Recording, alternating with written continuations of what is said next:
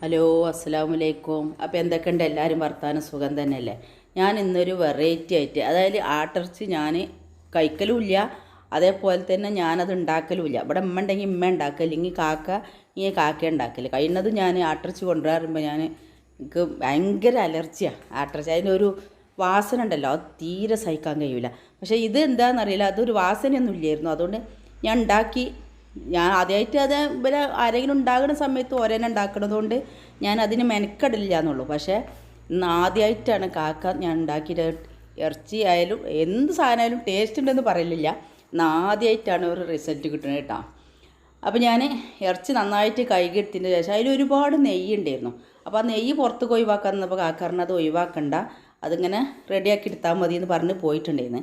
അതിന് ശേഷമാട്ടോ ഞാനിത് ഉണ്ടാക്കിയെടുക്കുന്നത്. ഇതൊരു മഗ്‌രിബിൻ്റെ ശേഷമാണ്, അതുകൊണ്ട് തന്നെ ഇത് വലിയൊരു ക്ലിയർ കിട്ടാത്തത്. അപ്പോൾ ഞാൻ നെയ്യ് ചട്ടി ചൂടായതിന് ശേഷം അതിലിട്ടുകാണ്ട് ഒന്നുണ്ട് ഇളക്കിയെടുത്തു.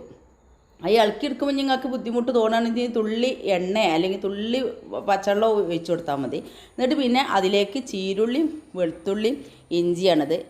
വെളുത്തുള്ളി ഞാൻ 2 ഭാഗം തോല് നെട്ടി മുറിച്ചിട്ടേ ഉള്ളൂ, അതായത് കംപ്ലീറ്റ് തോലും കളഞ്ഞിട്ടില്ല. അങ്ങനെ ഒന്ന് ഉണ്ടാക്കി നോക്കുകൊണ്ട്, ഇങ്ങനെ ഉണ്ടാക്കി നോക്കിയാലേ അതിൻ്റെ ടേസ്റ്റ് നിങ്ങൾക്ക് മനസ്സിലാക്കാൻ പറ്റുള്ളൂ. അപ്പോൾ വെളുത്തുള്ളിൻ്റെ തോലുണ്ടല്ലോ, അത് നല്ലതായിട്ട് മേൽത്തോലൊക്കെ ഒഴിവാക്കും. അത് നല്ല കഴുകി എന്താക്കിയാൽ വെളുത്തുള്ളിൻ്റെ ടേസ്റ്റ് പ്രത്യേകിച്ച് നിങ്ങൾക്ക് കിട്ടണമെന്നുണ്ടെങ്കിൽ അങ്ങനെ തന്നെ ചെയ്യണം കേട്ടോ. പിന്നെ അതിലേക്ക് ആവശ്യത്തിനുള്ള ചീനാമുളക് ഇട്ട് കൊടുത്തത് ഒന്ന് പൊടിച്ച് കൊടുക്കണമെങ്കിൽ അങ്ങനെ പൊടിച്ച് കൊടുക്കുക. ഞാൻ ജസ്റ്റ് അങ്ങനെ ഒന്ന് ഇട്ട് കൊടുത്തേക്കാണ്. പിന്നെ വലിയൊരു തക്കാളി ഇട്ട് കൊടുത്തിട്ടുണ്ട്. തക്കാളി വേണ്ടാന്നുണ്ടെങ്കിൽ നിങ്ങൾക്ക് ഒഴിവാക്കട്ടോ. പക്ഷെ ഞാനൊരു തക്കാളിയും കൂടി ഇട്ട് കൊടുത്തിട്ടുണ്ട്. നല്ല ടേസ്റ്റ് ഉണ്ടായിരുന്നത്. അപ്പോൾ ഇതൊക്കെ ഒന്ന് ജസ്റ്റ് ഒന്ന് വഴറ്റിയെടുക്കണം. അതേപോലെ തന്നെ അതിലേക്കുള്ള ഉപ്പും ആവശ്യത്തിന് ഉള്ളത് നമ്മൾ ചേർത്ത് കൊടുക്കണം.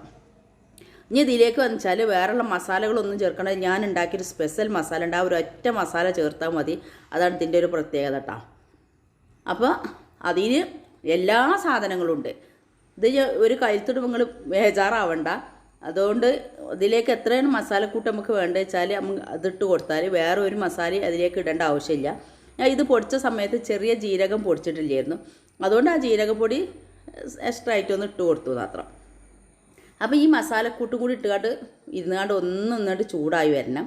അപ്പോഴാണ് നമുക്ക് ആ മസാലയിൽ നമ്മൾ ഏത് എണ്ണയിലായാലും നമ്മൾ മസാല ഇട്ട് കൊടുക്കുന്ന സമയത്ത് ആ എണ്ണയിലൊന്ന് മൂപ്പിച്ചെടുക്കുമ്പോൾ അതിൻ്റെ രുചി വേറെ തന്നെ കേട്ടോ. അപ്പോൾ മസാല കുറവാണെന്ന് തോന്നിയപ്പോൾ ഞാൻ ഒരു കൈലത്തും കൂടി ഇട്ട് കൊടുത്തു.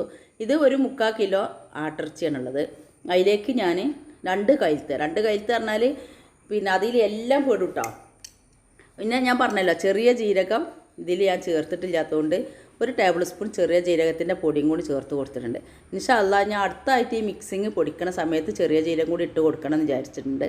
ഞാൻ മറന്നു പോയതാണ് ഇട്ട് കൊടുക്കാൻ. ഞാൻ അതിൻ്റെ ഒരു വീഡിയോ തന്നെ ഇട്ടിട്ടുണ്ടായിരുന്നു കേട്ടോ, ഇത് മസാലക്കൂട്ടൊക്കെ റെഡിയാക്കി എടുക്കണേ. അപ്പോൾ അതിലേക്ക് ഇതാ നല്ല ആട്ടിറച്ചി ഇട്ട് കൊടുക്കുകയാണ്.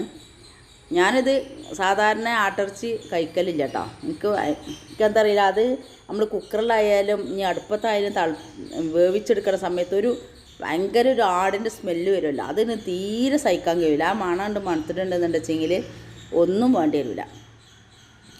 അപ്പോൾ അതുകൊണ്ടാണ് ഞാൻ ഇത് കൂട്ടാത്തത്. പക്ഷേ ഇതിന് വലിയൊരു കുഴപ്പമൊന്നുമില്ലായിരുന്നു. വലിയൊരു വെച്ചാൽ ഇങ്ങനത്തെ അധികം മണം ഇതൊന്നും ഉണ്ടായിട്ടുണ്ടായിരുന്നു. അപ്പോൾ ഞാൻ വെന്തതിന് ശേഷം ഒന്ന് ടേസ്റ്റ് ചെയ്ത് നോക്കി, നല്ല രുചി ഉണ്ടായിരുന്നു കേട്ടോ. അതുകൊണ്ട് ഞാൻ ആദ്യം പൊതുവേ പറഞ്ഞല്ലോ അങ്ങനെ ഉപയോഗിക്കാത്തത് കൊണ്ട്, ഇത് വാസനയൊക്കെ കൂടി ഉള്ളത് കാരണം എനിക്കത് ഇഷ്ടപ്പെടാത്തത്. അപ്പോൾ ഇത് ഞാൻ കഷ്ണമല്ല, ജസ്റ്റ് ഒന്ന് വാസന ഇല്ലാത്തതുകൊണ്ട് എങ്ങനെ ഉണ്ട് എന്ന് നോക്കാൻ വേണ്ടിയിട്ട് ടേസ്റ്റ് ചെയ്ത് നോക്കി. നല്ല രുചി ഉണ്ടായിരുന്നു. ഇത് മുടിയാഴ്ചലിന് അർത്ഥമായിട്ട് എളാപ്പാൻ്റെ വീട്ടിൽ നിന്ന് കൊണ്ടുവന്ന് തന്നാണ്. അപ്പോൾ ചെറിയ ആടാണെന്ന് പറഞ്ഞു. ഞാനൊരു 4 വിസിൽ അടുപ്പിച്ചപ്പോഴേക്കും ഇത് വെന്ത് അരിഞ്ഞിട്ടുണ്ടായിരുന്നു. അപ്പോൾ അത്രയൊന്നും അടിക്കേണ്ട ആവശ്യമില്ലായിരുന്നു. അപ്പോൾ ഞാനത് അത്ര ശ്രദ്ധിച്ചില്ല. പക്ഷേ നല്ല ടേസ്റ്റ് ഉണ്ടായിരുന്നു. അപ്പോൾ ഇതാ നല്ലോണം തളിച്ച് റെഡി ആയിട്ടുണ്ട്. അപ്പോൾ ഇതിൽ ഉപ്പും എരിവൊക്കെ ഒന്ന് കറക്റ്റാണ് നോക്കിയിട്ട് നമുക്കിതൊന്ന് വേവിച്ചെടുക്കാം. അപ്പോൾ ഞാൻ പച്ച കറിവേപ്പിൻ്റെ ഇല ഇട്ട് കൊടുത്തിട്ടുണ്ട്. അപ്പോൾ ആ കറിവേപ്പിൻ്റെ ഇല അങ്ങനെ ഇട്ട് കൊടുക്കുമ്പോൾ വേറൊരു ടേസ്റ്റാണ്. അതുകൊണ്ടാണ് ഞാൻ വയറ്റിൻ്റെ കൂട്ടത്തിൽ ഇട്ട് കൊടുക്കാൻ കേട്ടോ. ഇനിയിപ്പോൾ നല്ലോണം തളിച്ചിട്ടുണ്ട്. ഇതിലേക്കുള്ള ഉപ്പും എരിവൊക്കെ കറക്റ്റാണ്. ഇങ്ങനെ നാമിച്ച് കൊടുക്കുന്ന സമയത്ത് നിങ്ങൾക്ക് മസാലൻ്റെ കുത്ത് തോന്നും. ഞാൻ ഈ പറയപ്പെട്ട മസാല ഇടുകയാണെങ്കിൽ മസാലൻ്റെ കുത്ത് തോന്നും. അത് വിചാരിച്ചുകൊണ്ട് ഈ മസാലൻ്റെ ടേസ്റ്റും ഒന്നും വ്യത്യാസം ഉണ്ടാവില്ല കേട്ടോ. അപ്പോൾ ഇതാ നമ്മൾ ഇറച്ചി ഇവിടെ റെഡിയായി വന്നിട്ടുണ്ട്. ഇത് ഈ മസാലക്കൂട്ടിൽ എങ്ങനെ വെച്ചാൽ മല്ലി ഏത് പാത്രത്തിൽ നമ്മൾ അളക്കണം വെച്ചാൽ 3 പാത്രം മല്ലി, മഞ്ഞൾ 1 പാത്രം, കുരുമുളക് 1 പാത്രം, വലിയ ജീരകം 1 പാത്രം, പട്ട കുറച്ച്, ഉലുവ 1/4 പാത്രം, കരിവേപ്പിൻ്റെ ഇല കുറച്ച്. അപ്പോൾ നമ്മൾ ചെറിയ ജീരകം കൂടി ഇടണമായിരുന്നു. അപ്പോൾ അത് ഇടണമെങ്കിൽ അതും 1 പാത്രം. അപ്പോൾ ഇതൊക്കെ കൂടിയാണ് ഇതിലേക്ക് ഇട്ട് കൊടുത്തിട്ടുള്ളത്. അപ്പോൾ ഞാൻ അതേമാതിരി കാക്കാക്ക് രാത്രി ചോറ് കൊടുക്കണം. ഞങ്ങൾ ഭക്ഷണം കഴിക്കലൊക്കെ കഴിഞ്ഞിങ്ങനെ കേട്ടോ.